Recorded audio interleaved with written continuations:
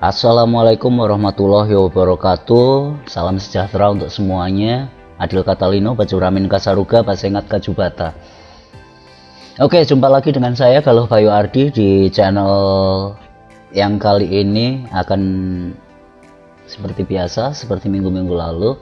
Ini merupakan pertemuan ke-6 dari mata kuliah membaca etnografi. Dan oke, juga salam juga buat Mem Dahniar yang ternyata juga turut menyimak beberapa video-video saya yang sebelumnya. Terima kasih sekali, Mem. Minggu lalu saya bercerita tentang bagaimana saya membaca buku etnografinya Clifford Geertz. Ada beberapa buku dan saya sudah melihat atau sudah mencoba bercerita, dan secara tidak sengaja saya sudah menceritakan tentang apa saja yang yang dianalisis oleh Clifford Geertz selain mengenai pengalaman saya dalam membaca etnografi, dan juga contoh-contoh bukan contoh-contoh tapi pengalaman membaca yang mungkin dapat digunakan juga kalau misalnya Anda memiliki sifat atau kebiasaan yang seperti saya. Mungkin itu akan bisa bermanfaat untuk tahap awal membaca etnografi. Selain ada secara teoritisnya ada di beberapa buku unsur-unsur apa yang perlu diperhatikan dalam etnografi. Nah, karena kemarin saya bercerita tentang Clifford Geertz, etnografi Priai Santri dan Abangannya belum.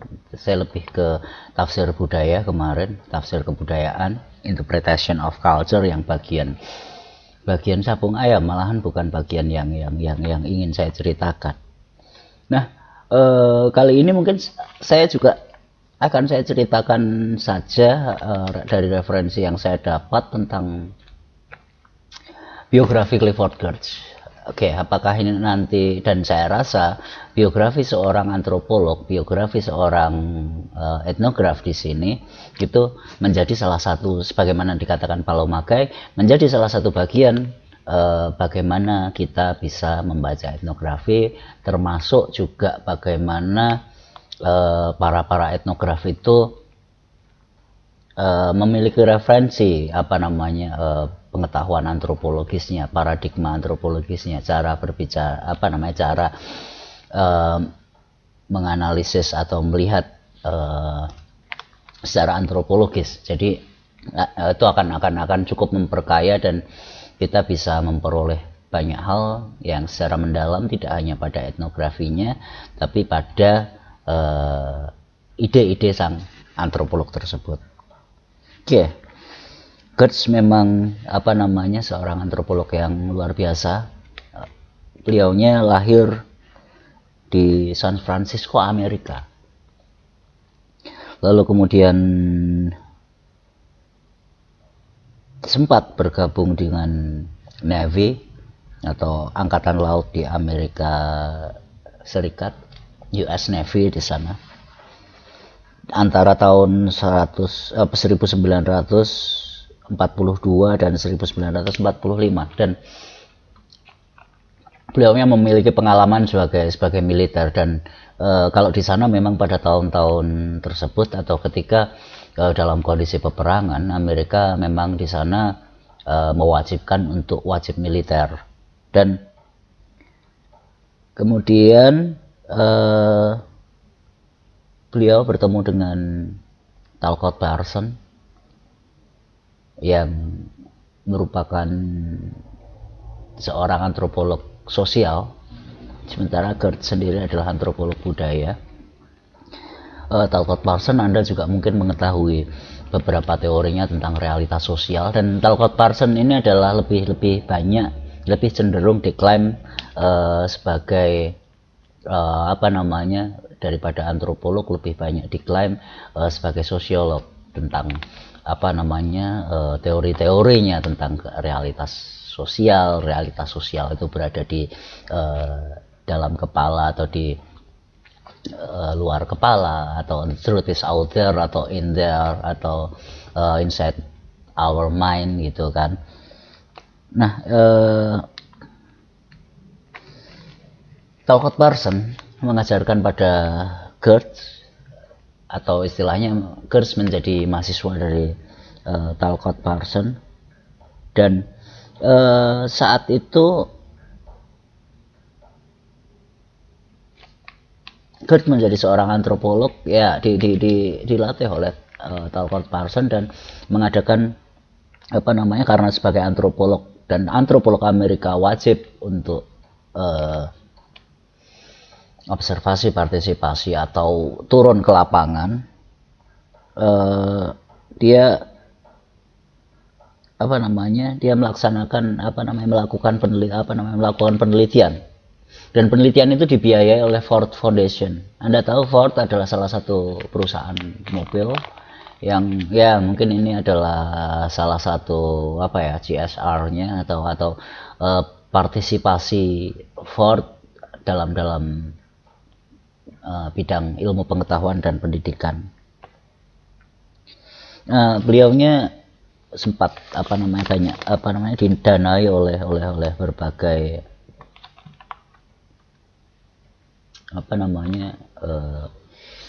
didanai oleh yang satu MIT, lalu kemudian yang Ford dan MIT. Nah, pada saat itulah cerita latar belakang akhirnya Clifford Geertz sampai di Mojokerto, dan saat itu dia dia duet dengan istrinya saat itu, Hildred Geertz, dan sama-sama turun ke lapangan, dan dia akhirnya ke beberapa wilayah. Dia ada di di Maroko dan juga ke Indonesia di Pare, dan selama beberapa tahun dia terus berlatih dan menjadi seorang antropolog di sana. Kemudian setelah tahun 60-an, ini berarti setelah berbagai macam penelitian atau berbagai macam penelitian lapangannya, dan juga mungkin sambil juga beliau mengajar di Universitas Chicago, lalu kemudian pada saat kajian-kajiannya sudah mulai meluas, dan akhirnya menjadikan ada beberapa karya yang memang diterbitkan, seperti misalnya The Religion of Java. Itu yang pertama, terbit pertama kali tahun 1960. Kemudian Involusi Pertanian pada tahun 1963.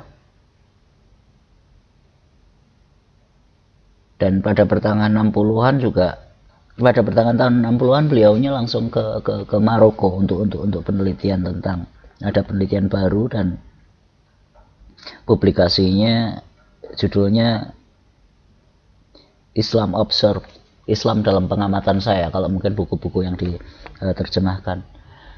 Memang sejak awal proyek-proyek penelitian beliau terkait dengan sistem religi. Jadi memang kajiannya kajian religi, namun demikian karena kajian lapangan, kajian religinya semuanya berlandaskan atau diperoleh dari data yang ia peroleh di lapangan, berdasarkan observasinya, dan juga berdasarkan wawancara-wawancara mendalamnya yang sebagaimana biasa ia lakukan. Tahun 70 beliaunya sudah meninggalkan Chicago dan kemudian pindah ke New Jersey, negara bagian New Jersey, di kota Princeton, dan menjadi seorang profesor. Pada tahun 70 beliau sudah menjadi seorang profesor profesor ilmu sosial di Institute for Advanced Study Princeton. Lalu kemudian tahun 73 beliau meraih gelar Profesor Emeritus, dalam arti dia sudah pensiun. Kemudian banyak sekali esai yang dia publikasikan baik itu di jurnal ataupun buku-buku cetak dan dialih bahasakan di banyak bahasa. Oke, kemudian di sini sebagai antropolog sosial di sini.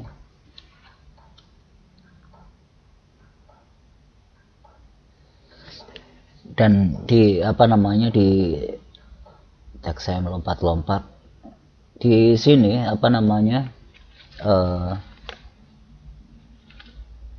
Clifford Geertz sebagai dikatakan di sini dari sumber ini merupakan antropolog yang memang kita sudah tahu pasti di antara kita bahwa apa yang dilakukannya dalam menulis etnografi, seorang antropolog atau etnograf juga harus berpartisipasi dengan metode partisipasinya, lalu kemudian terus mengumpulkan informan dengan wawancara mendalamnya, selain untuk konfirmasi atau menyesuaikan persepsi seorang antropolog terhadap apa yang dia lihat dari observasi. Dia juga harus mengkonfirmasikan dengan para pelaku budaya, aktor atau informan tersebut. Dan begitu banyak struktur yang sangat-sangat kompleks, dan struktur itu tidak hanya struktur atau konstruksi, tidak hanya yang bisa disusun atau yang ada di kepala seorang antropolog saja, melainkan dan dengan wawancara mendalam, dengan observasi yang terus-menerus, kita harus menemukan struktur menurut dari sudut pandang native point of view atau dari sudut pandang pelaku di sini. Jadi lalu kemudian berdasarkan itu kita bisa menginterpretasikannya atau menafsirkannya.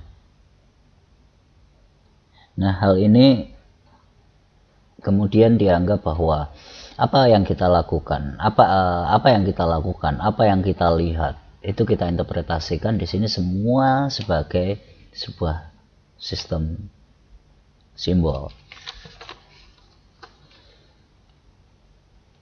Oke. Geertz juga terkenal sebagai seorang antropolog simbolik karena ia memberikan perhatian besar tentang simbol yang ada pada masyarakat, simbol yang ditunjukkan tidak hanya berupa sesuatu yang nampak, tapi dia menemukan juga dalam bahasa, menemukan dalam perilaku manusia, hal-hal simbolik juga digunakan sebagai sesuatu yang dapat menuntun atau menjadi panduan tindakan atau sikap manusia. Dan di sini sebetulnya panjang cerita Clifford Geertz. Jadi bagaimana Clifford Geertz tersebut berproses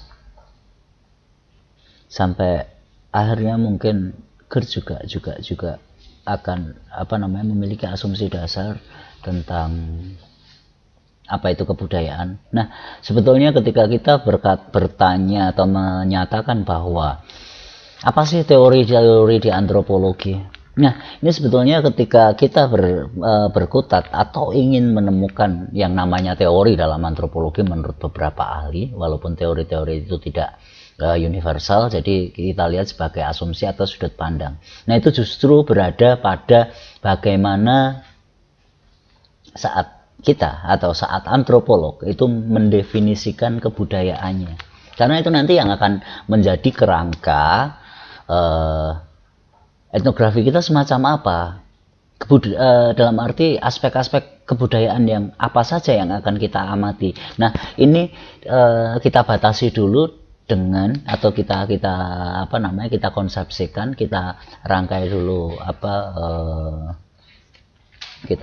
sistematikanya pada saat kita mendefinisikan definisi kebudayaan atau konsep kebudayaan yang seperti apa, atau yang menurut siapa kita menuliskan etnografi. Dan ketika kita membaca karya etnografi, artinya kita cari ya pada awalnya, ketika dia nanti akan menjelaskan apapun, pasti interpretasinya akan menjadi seperti apa, itu tergantung pada asumsi antropolog tersebut. Jadi kita baca dulu, kita cari nggak asumsi paradigmanya, lalu kemudian definisi tentang kebudayaannya. Walaupun tidak semua etnografi itu secara eksplisit, secara belak-belakan, secara tertulis itu tertulis di buku-buku etnografi. Karena buku etnografi yang diterbitkan itu jelas sudah mengalami editing, dan itu bukan merupakan laporan penelitian yang sistematikanya sangat-sangat ada kaidah-kaidah sistematika tertentu, mulai dari pendahuluan, problem studi, permasalahan, lalu kemudian definisi operasional, metode penelitian, alat pengumpul data, sampai pada kerangka berpikir. Nah, di sini semuanya akan bisa dapat sebetulnya. Yang paling banyak muncul dalam buku itu biasanya kerangka berpikir, tapi itu pun juga tidak ditandai dengan subjudul kerangka berpikir seperti itu, tapi langsung ketika ya seperti konsep, ketika dia mengatakan sesuatu dengan sesuatu, itu merupakan sebuah kerangka berpikir bahwa dia menggunakan simbol. Lalu kemudian dalam kerangka berpikirnya, ketika ada salah satu subjudul dampak konsep manusia terhadap konsep budaya. Nah, di sini Gerd juga mengatakan bahwa di sana bisa kita simpulkan bahwa manusia dan kebudayaan itu merupakan salah satu esensi yang memang tidak bisa dilepaskan.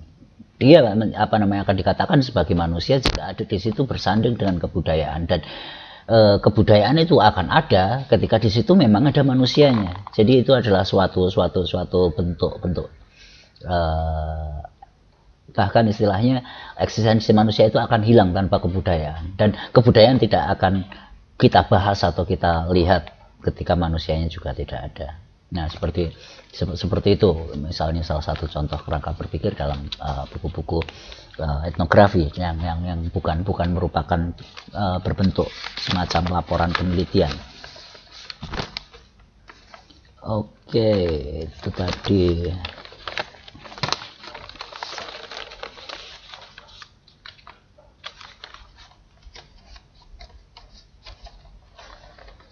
Di sini juga karakteristik budaya juga dinyatakan dengan oleh Clifford Geertz, bahwa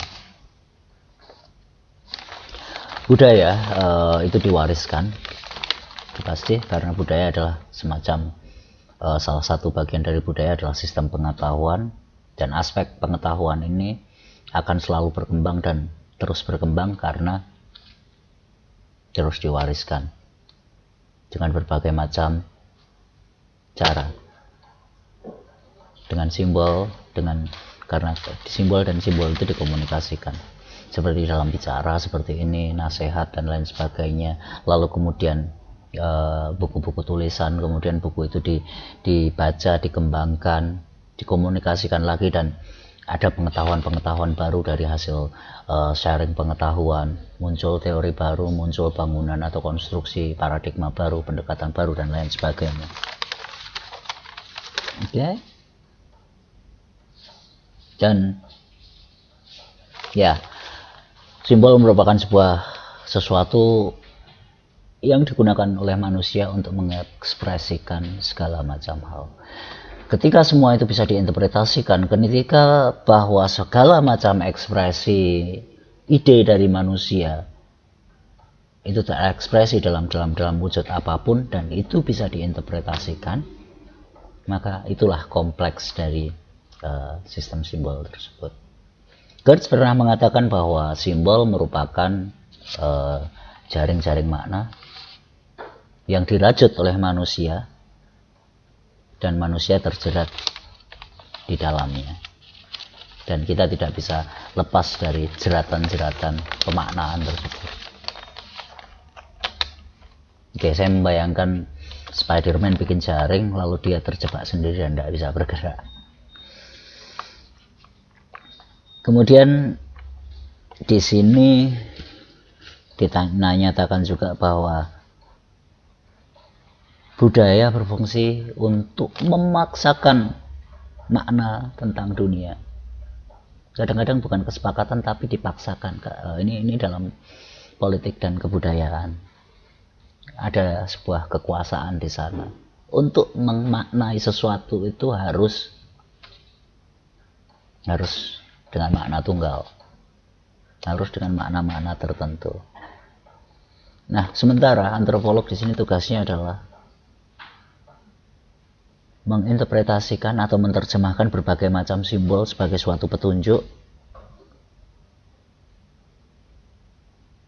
yang beliau sendiri, Gertz sendiri, mengatakan bahwa itu sangat-sangat mustahil. Oke, karena nanti untuk yang tentang bagaimana konspirasi, karena saya juga tadi malam menemukan dari Tirto ID yang mendeskripsikan beberapa antropolog yang merupakan agen dari CIA. Itu minggu depan saja, karena ini pun sudah 20 menit dan di teks dan slide saya belum saya susun ke sana.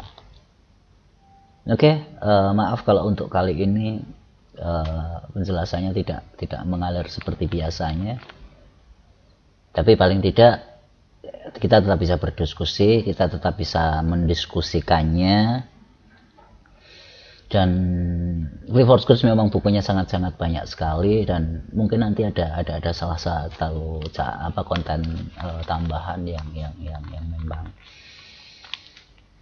ya saya rasakan saya pengen tidak formal dan tidak kaku. Nanti saya bercerita sebagaimana bercerita yang seperti minggu lalu, rasanya menyenangkan sekali ketika saya bisa bercerita mengalir. Dan ini kebetulan juga ingatan-ingatan saya tentang masa lalu juga tidak sedang muncul, karena saya kebetulan membuatnya di ruang ber-AC. Seperti ya mungkin kita atau Anda tahu karakteristik saya sering-sering akan mulai kebingungan ketika mulut saya terasa kering karena tidak ada kopi dan rokok. Oke, terima kasih, saya cukupkan dulu. Nanti saya lanjutkan, ya insya Allah tetap akan saya lanjutkan dengan beberapa pembacaan etnografi, dan mungkin nanti saya akan konfirmasi dan koordinasi lagi dengan Mem Dahniar apakah konten-konten saya dalam membaca etnografi ini sudah lurus sebagaimana yang beliau rencanakan atau tidak. Nanti mungkin saya butuh banyak koordinasi dengan Mem. Oke, terima kasih. Saya ucapkan assalamualaikum warahmatullahi wabarakatuh. Salam sejahtera untuk semuanya. Selalu sehat. Adil Katalino, Bajuramin Kasih Saruga, Basengat Kajubata. Salam budaya.